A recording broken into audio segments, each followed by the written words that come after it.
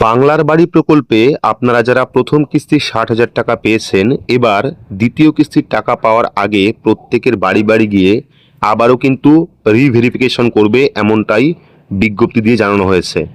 তো রিভেরিফিকেশন কেন হবে, কারা কারা এই প্রকল্পের টাকা অর্থাৎ দ্বিতীয় কিস্তির টাকা পাবেন না, সেটা কিন্তু আজকের এই ভিডিওর মাধ্যমে আপনারা দেখতে পারবেন। আশা করি ভিডিওটি আপনাদের প্রত্যেকেরই কাজে আসবে, শুরু থেকে শেষ পর্যন্ত অবশ্যই দেখবেন। তো এই নিয়ে ইতিমধ্যে একটি আর্টিকেল আপনারা দেখতে পাচ্ছেন, যেখানে বলা হয়েছে বাংলার বাড়ি প্রকল্পে শুরু যাচাই অভিযান, অযোগ্য সুবিধাভোগীদের চিহ্নিত করতে নির্দেশিকা জারি রাজ্যের।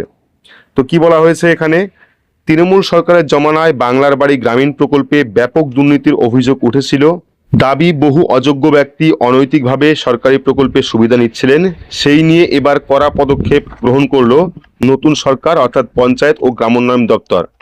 সোমবার রাজ্যের সমস্ত জেলাশাসকের কাছে নির্দেশিকা পাঠিয়ে জানিয়ে দেওয়া হয়েছে, সব নাম পরিচয় আবার নতুন করে যাচাই করে দেখতে হবে।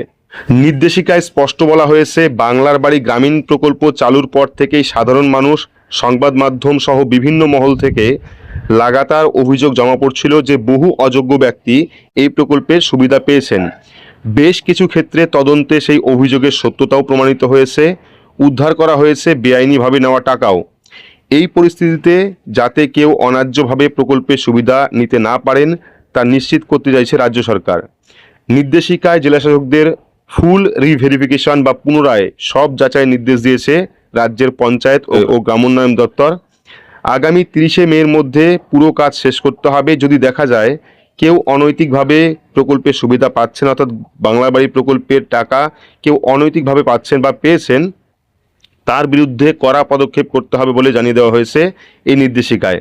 পাশাপাশি ২০২৬ সালের এসআইআরের এএসডিডি অর্থাৎ সন্দেহজনক, ডুপ্লিকেট বা অসঙ্গতিপূর্ণ তালিকাও খতিয়ে দেখতে বলা হয়েছে, যাতে ভবিষ্যতে প্রশাসনিক পদক্ষেপ নেওয়া যায়। তো কয়েকদিনের মধ্যেই কিন্তু যাচাই বাছাইয়ের পুরো কাজ সম্পূর্ণ করতে বিশেষ মোবাইল অ্যাপ্লিকেশন মডিউল তৈরি করছে রাজ্য সরকার। সেই অ্যাপ কীভাবে কাজ করবে তা কিন্তু বুঝিয়ে দিয়েছে অতিরিক্ত জেলাশাসক ও ডিএনও। উল্লেখ্য, বাংলার বাড়ি গ্রামীণ প্রকল্পে গৃহহীন, কাঁচা বা জরাজীর্ণ বাড়িতে যে সমস্ত পরিবার কোনো রকমের দিন কাটান, তাদের পাকা বাড়ি নির্মাণের জন্য মোট ১,২০,০০০ টাকার আর্থিক অনুদান দেয় রাজ্য সরকার। প্রথম দফায় বাড়ি তৈরির কাজ শুরু করার জন্য ৬০,০০০ টাকা দেওয়া হয়, আর দ্বিতীয় দফায় ছাদ ঢালাই বা পরবর্তী কাজের জন্য দেওয়া হয় আরও ৬০,০০০ টাকা।